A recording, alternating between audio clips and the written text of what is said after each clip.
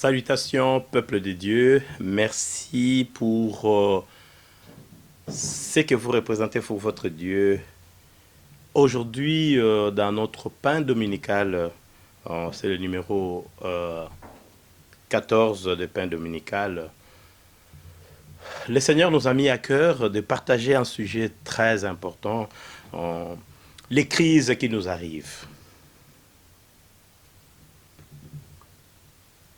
Les crises, les tempêtes qui nous arrivent.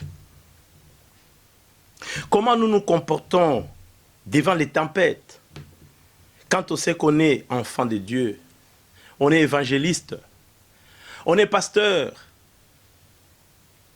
on est un fervent croyant, né de nouveau il y a longtemps, qui sert son Dieu et qui en parle aux autres. Combien nous réagissons quand les crises nous arrivent? Combien de fois nous avons dit, Seigneur, tu nous as abandonnés? Seigneur, tu es parti où? Seigneur, tu as abandonné. Au moins, je ne servirai plus le Seigneur parce que j'ai tout fait. Mais Dieu m'a abandonné. Combien de fois on a dit à Seigneur, oh Seigneur, pourquoi tu ne m'as pas prévenu? Je n'aurais pas dû laisser mon enfant partir à l'école pour que la voiture puisse le tamponner. Aujourd'hui, Seigneur, je perds mon enfant. Combien de fois on a perdu le travail et on dit, Seigneur, mais moi je te sers, mon Dieu. Aujourd'hui, nous parlerons des crises qui nous arrivent. Prions.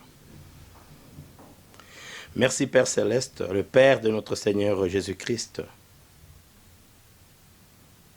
d'avoir habité en nous. Que cette parole nous fasse du bien, nous procure la joie, la paix, la correction, l'enseignement à nous tous. Que le souffle du Tout-Puissant qui donne l'intelligence nous accompagne. Amen. Aujourd'hui, nous lisons plutôt le livre de Job 1, des 13 jusqu'à 22. Lisons la parole de Dieu. Ensemble, prenons notre Bible dans le livre de Job 1. Nous avons dit dans le chapitre 1, verset 13 jusqu'à 22.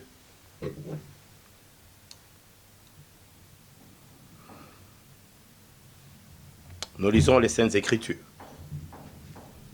Un jour, que les fils et les filles de Job mangeaient et buvaient du vin dans la maison de leur père, de leur frère aîné, il arriva auprès de Job un messager qui dit: le bœuf labourait et les ânesses paraissaient à côté d'eux. Des Sabéens se sont jetés dessus, les ont enlevés et ont passé les serviteurs au fil de l'épée. Et je me suis échappé, moi seul, pourtant, apporter la nouvelle. Il paraît encore, lorsqu'un autre vint et dit: le feu de Dieu est tombé du ciel, a embrasé le brebis et les serviteurs et les a consumés. Je me suis échappé, moi seul, pour t'en apporter la nouvelle. Il paraît encore lorsqu'un autre vint et dit: des Chaldéens formés en 3 bandes se sont jetés sur les chameaux, les ont enlevés et ont jeté les serviteurs au fil de l'épée. Et je me suis échappé moi seul pour t'en apporter la nouvelle. Il parlait encore lorsqu'un autre vint et dit: tes fils et tes filles mangeaient et buvaient du vin dans la maison de leur frère aîné. Et voici un grand vent est venu de l'autre côté du désert et a frappé contre le 4 coins de la maison. Et elle s'est écroulée sur les jeunes gens et ils sont morts. Et je me suis échappé moi seul pour t'en apporter la nouvelle. Alors Job se leva, déchira son manteau et se rasa la tête, puis se jeta par terre et se prosterna et dit: je suis sorti du nu de sang de ma mère, et nu retournerai dans le sein de la terre. L'Éternel a donné et l'Éternel a ôté. Que le nom de l'Éternel soit béni. En tout cela, je ne pécha point. Job ne pécha point et n'attribua rien d'injuste à Dieu. Chers frères et sœurs, en tant qu'homme de Dieu, en tant que chantre à l'église, en tant que légionnaire, en tant que protocole, en tant que dirigeant de chorale, évangéliste, combien de fois avons-nous demandé à Dieu de nous avoir prévenus pour un fait? Plusieurs fois. Nous prions, nous chassons les démons. Mais qu'est-ce qui fait que nous tombons toujours dans des périodes de crise? Vous savez, la crise dans ce livre, les Saintes Écritures, a commencé il y a longtemps. L'Église est passée par plusieurs crises, s'il faut se rappeler dans le livre de Samuel. Quand la Bible dit, Élie était couché. L'Église connaît une crise de cette époque-là. Mais aujourd'hui, Seigneur, qu'est-ce qui est arrivé à cet homme de Dieu? Pourquoi aujourd'hui, l'homme de Dieu, aujourd'hui, le fervent, le croyant, la créature qui reconnaît Dieu comme son Seigneur et Sauveur, combien de fois nous nous plaignons?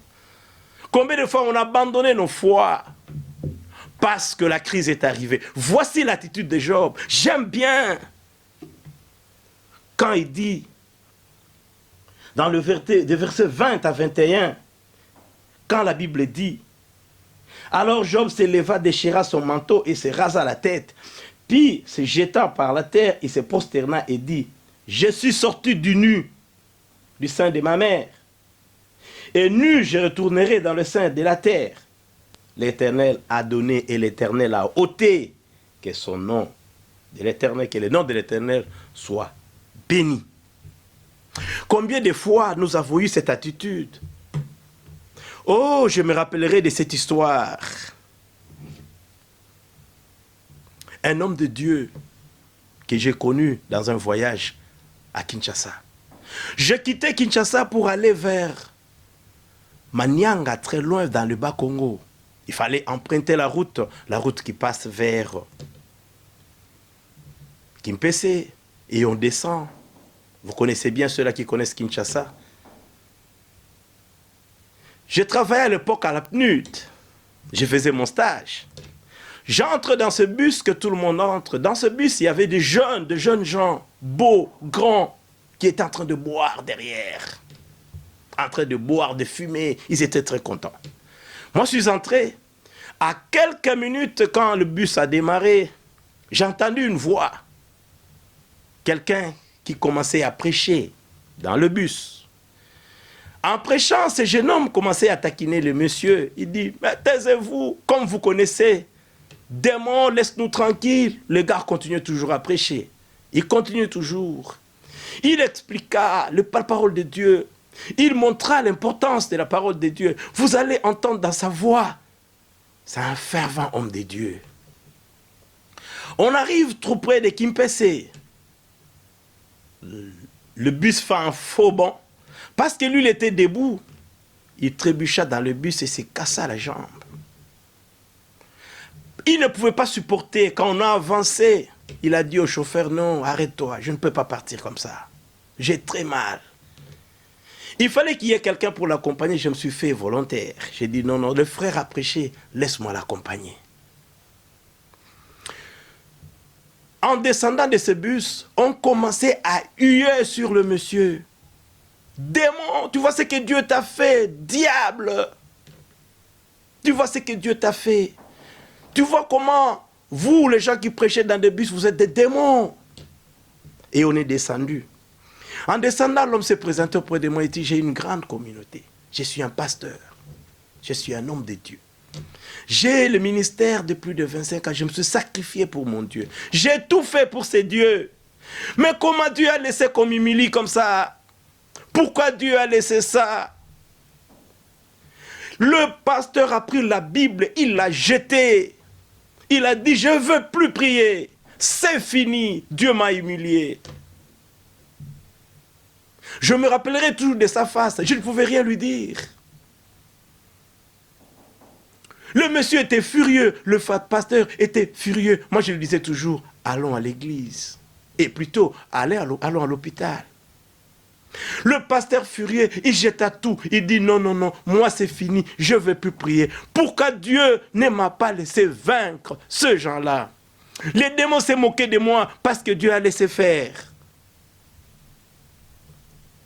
Oh, combien cet homme de Dieu était déçu. Nous partions ensemble, arrivés à l'hôpital. On a vu que c'était juste une luxation. On l'a aidé, on a mis quelques bandages, on a fini. Et on devait continuer la route parce que moi je devais aller encore plus loin vers Maniang et lui devait s'arrêter quelque part au milieu. On a pris un autre bus. Cette fois-ci ensemble, il n'a pas osé ouvrir sa bouche, il n'avait plus de Bible, il l'avait jeté. Et parce qu'on était en retard, on a pris le bus en retard, on venait, c'était la nuit. Vers 5 heures du matin, on arrive, la route est coupée. Embouteillage terrible. On nous dit non, non, non, non. Vous ne pouvez pas passer comme ça, il y a un accident ici, il faut aller tout doucement. On posait la question, qu'est-ce qui se passe? Il y a eu un accident grave ici. Il faut qu'on évacue le corps avant que vous puissiez passer. Par curiosité, nous sommes descendus. Le bus s'est engouffré dans un trou. C'était le même bus que nous empruntions. Et on nous dit, c'est ce bus ici qui est tombé dans cette falaise. Il n'y a pas de survivants. On voyait les corps sortir. L'homme de Dieu s'est mis à genoux. Il a dit, Seigneur, pardonne-moi. S'il fallait me couper les 2 jambes, je te le donne. Coupe les 2 jambes. Oh, combien les enfants de Dieu oublient le Seigneur quand la crise les arrive. C'était une tempête, c'était dur pour cet homme de Dieu. Mais écoutez, nous devons nous rappeler toujours de la réponse de Job. Job avait tout perdu. Vous savez, Job n'était pas un pécheur. Dans Job 1:1, on nous dit, il y avait dans le pays d'Ut un homme qui s'appelait Job, et cet homme était intègre et droit, craignait Dieu et se détournait du mal. Comment un homme comme Job, qui craignait Dieu, et s'arrangeait pour ne pas faire le mal, il honorait son Dieu. La tempête lui est arrivée, les crises qui nous arrivent, mais voici la réaction de Job. Il dit, je reprends ça parce que j'aime beaucoup ça. Quand je lis cette partie ici, je suis très content quand la Bible dit, je suis sorti du sein de ma mère, nu, je retournerai dans le sein de la terre. L'Éternel a donné et l'Éternel a ôté. Que le nom de l'Éternel soit béni. Il bénissait toujours Dieu, frère. Nous devons bénir Dieu quand le mal nous arrive. Nous devons glorifier Dieu quand nous passons les tempêtes. Il y a toujours quelque part la main de Dieu, quelque part. Comme je vous ai dit dans le livre de Samuel. Quand on dit Élie était couché, lui qui devait entrer et sortir, amener l'ainsi dit l'Éternel aux enfants de Dieu. On dit, Élie était presque aveugle. Il confondit une femme pleine de compassion à une ivrogne. Comment Élie est arrivé là? La Bible dit, et la Bible est claire, ces enfants qui devraient l'aider à l'église, coucher avec les femmes qui venaient dans l'église. On s'amusait dans l'église, mais pourquoi je vous dis ça? C'est parce que, quelque part, la Bible dit, la lampe de l'Éternel ne s'éteint pas totalement. Il ne faudrait pas que les tempêtes puissent nous emporter. Il faudrait plutôt se rappeler que Dieu a toujours eu un plan merveilleux pour nous. Peu importe ce qui vous arrive, glorifiez, bénissez l'Éternel. Ne paniquez pas. Job, c'est un exemple très illustratif. Parce que quand je revois encore ce pasteur, je me dis, le pasteur est parti avec un grand regret. Il a dit on pouvait lui briser les 2 pieds. Couper les 2 jambes. Seigneur, si tu peux le faire, tu le fais. C'était la façon de Dieu pour sauver cet homme de Dieu. C'est dur quand les crises nous arrivent. C'est très pénible quand on se dit, où est le Seigneur? Je vois encore ce frère avec son enfant dans l'avion, en train de lui donner des biberons, en train de se débrouiller. J'ai salué le frère dans l'avion, je lui ai dit, oh bonjour mon frère, mais qu'est-ce qui se passe? Comment vous allez? Vous avez voyagé avec votre fils? Il dit, oh mon frère, c'est une longue histoire. Je suis évangéliste.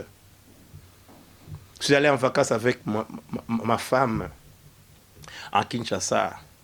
Ma femme voulait sortir avec les amis juste pour acheter quelque chose juste à côté. Et les colons les ont attrapés. Il a refusé de donner son téléphone. On l'a poignardée. Elle est morte. Et il m'a laissé avec ses bébés de 4 mois. Je vois les yeux de l'homme de Dieu. Il dit, mais moi je sers le Seigneur. Pourquoi Dieu ne m'a pas prévenu quand laissant ta femme sortir? Ou en venant ces vacances, je perdrai mon fils. Ne reconnaîtra pas la face de sa mère. Les crises qui nous arrivent. Regarde toi-même, quelle crise que tu es en train de passer, mon frère, ma soeur. Quelle crise tu es en train de passer? Et comment tu réagis par rapport à ces crises? Est-ce que tu réagis comme Job, qui dit, le Seigneur a donné et le Seigneur a ôté, que son nom soit béni.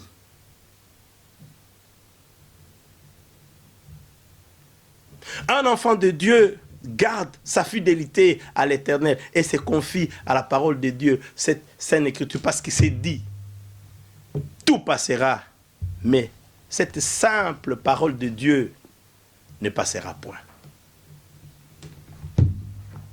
Que le Seigneur vous bénisse, qu'il vous rende grâce dans vos familles, qu'il vous rappelle toujours que l'enfant de Dieu passe toujours par les épreuves. Et le Seigneur l'en délivre toujours. Nous bénissons l'Éternel. Nous vous disons merci. Que le nom de Seigneur, de l'Éternel plutôt, soit glorifié.